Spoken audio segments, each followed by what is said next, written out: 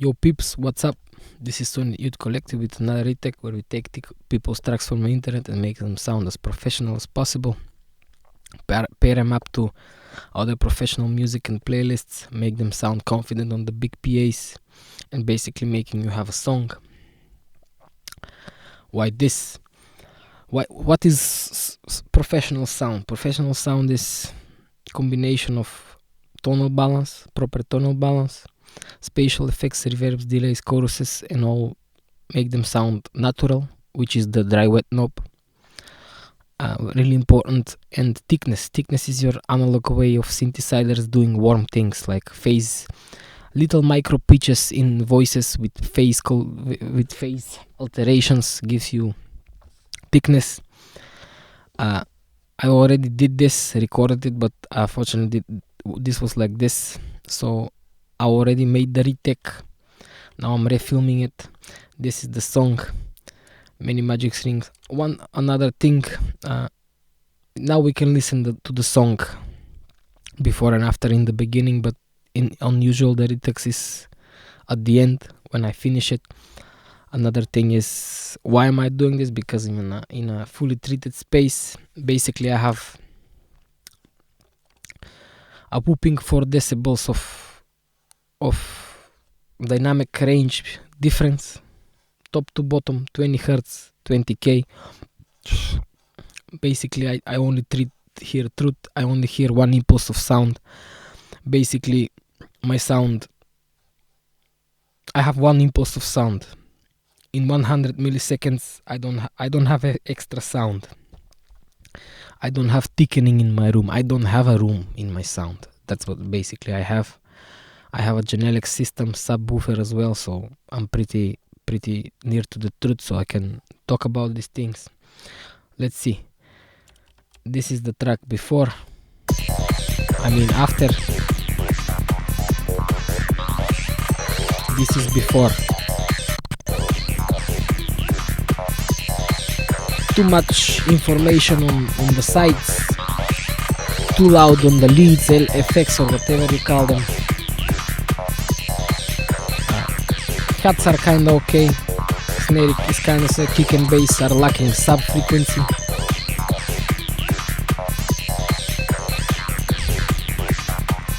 Let's check this.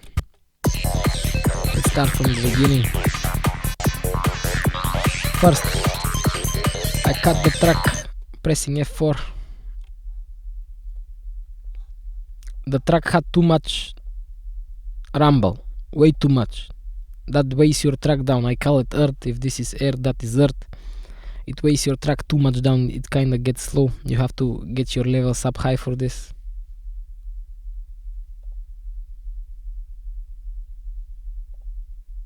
Even when I cut this, the groove frees up itself. Next I have again I cut separately on the kick bass, my signature move, splitting the track into a bass and a kick part. Then what I did, I cut the bass. Bass was kinda extending lower than the kick, so bass is cut higher. Again on a kick again, that frees up even more groove. Then here we can see kick is non-existent in the groove, so that's why this boost of 10. Right, this is done in the end. Basically, what else in the bass? Just a little bit of, just to get the groove right again here. It's kinda alone, the kick right now. With this it kinda gets there. Let's go to the, this is below 60. This is pretty cool. Sound design is nice. It's pummeling, it's grooving. Nothing more here to be really said. This is below 150. I had to do this a little bit on the bass. I'm sorry. Had to do a little bit that on the bass. That's your warmth, starting with warmth, a little bit of punch. C kick is alone, bass feels kinda thin. This gives beefiness to your bass. Okay.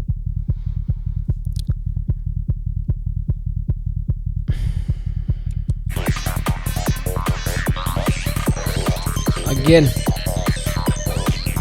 when you take a look at this, lower this motherfucker. When you take a look at this, the guy had a hole here. This jumping out too much. This is me just getting in the right shape, then I use my ears to tweak them better.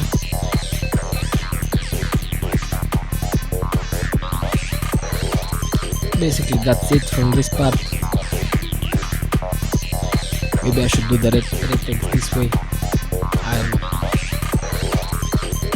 Then again a little bit of, had too much stereo down here and I didn't really feel it. You see this? Kinda weird. Lowering the stereo a little bit on the sides, pushing the snare and the mid kick on this. Bass is kinda non-existent above 2K, and this gets the song a little bit more pointy.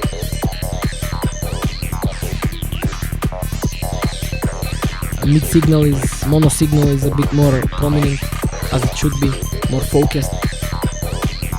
Let's get the entire pace. Dr. MS. Focus on the stereo and see how the stereo gets increased in volume. With this basically I'm trying to get that air, that nothingness in the space filled out, because the synths are very sparse somehow. They're thin and I'm trying to get that invisible ambience and reverb by using Dr. MS. What is this doing? This is basically taking signal from the mono and putting it in the stereo, so the sound gets thicker, the air in the sound gets thicker, like there's something in the nothingness. Next, the ambience. I'm clipping, maybe that's too much. With K-clip, best clipper out there. Best clipper out there. Can't say anything else. Best clipper out there. So invisible, if that's what you want. If that's what you want, okay? Just a little bit of this here. Gives a little more structure. Then again, I split the song again into two. And just one big boost on the bass. I felt kinda that was missing. You see kinda bass is here, but it's weak again. Now it's with the kick together. Then I do some bit of compression up to style, 0.7 decibels of compression. Kinda pummels my transient on my bass. That's better.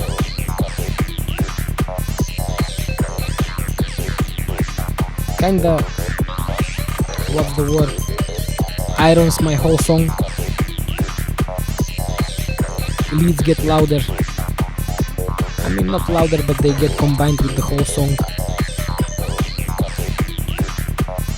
Next I do a PSP 1.5 decibels at 30, 3K 1 decibel attenuation to get that mix more together. Leads are popping out a little bit. Bass gets a little bit more prominent. A little bit of coloring with the clear valve. A little bit boost, 1.5 and 25K. This is basically my limiter here.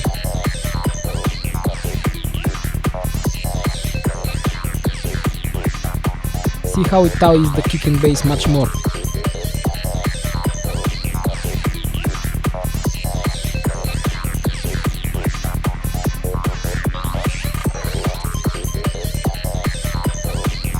Kind of maybe squashes the kick a little bit, but brings up the bass a lot. and makes the song apparently fat. This option here.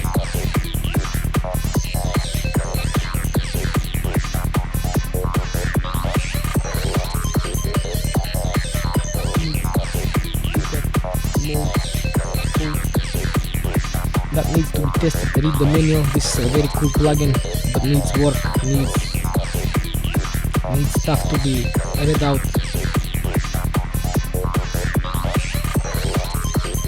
Then again, I'm reducing because this on a warm setting, warmth is right here, and it kind of brought up that area too much, so I lowered it down. Then I 1.5 on a 2 to hit the limiter a little bit easier. I'm doing just 0.5, 0.8, 0.1.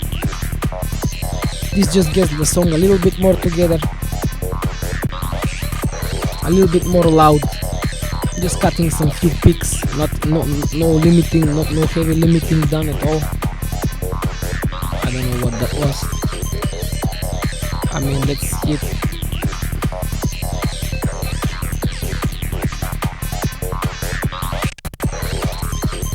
Yeah, kick and bass not prominent, leads too loud, stereo too loud. Hats are still kinda not there, but they're fine. They're kinda weird, they're too thin, I don't know.